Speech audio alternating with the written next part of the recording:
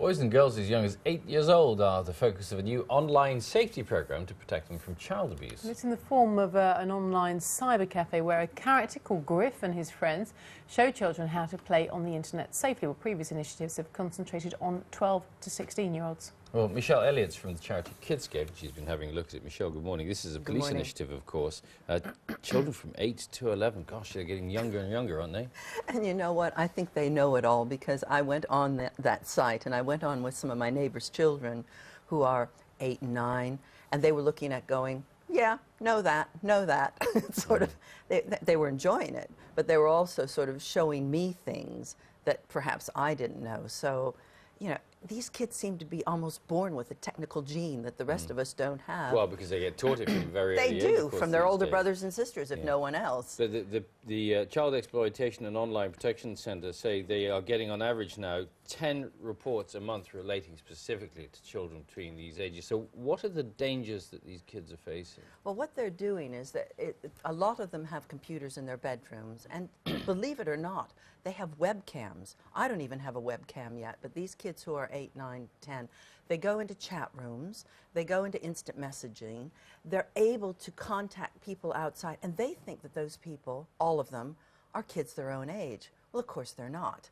Paedophiles love the internet, they love instant messaging, they love chat rooms, because they can get in there and pretend to be someone they're not. And 8, 9, 10-year-olds are actually being groomed by these people without them knowing. Do you think children should have computers in their bedroom? No, I don't. I think it's absolute madness. But if you talk to kids, I went into a school recently and talked to a group of 8, 9-year-olds, over 50% of them, and this wasn't a rich school, this wasn't a school where you would think everybody had masses of money to spare. They all had computers in their bedrooms. And I asked them about instant messaging and all these things. They all knew how to do it. So I'm wondering, I think that the website's a great idea, but I'm wondering if it's really more for parents to look at than for kids, because believe me, they know most of this information. This also has a section with lesson plans for teachers. Yes, and I tried to access that, interestingly enough, and I went through and you had to register to do it. And I kept registering and going on and on. And then it said it's going to cost you £125 to go through the induction, or there's a group meeting in London in March. You go on that, and then you can use the lesson plans. And I thought, whoa.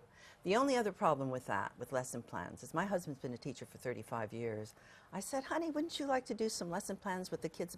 He said, when? You know, league tables, teaching the children all this stuff.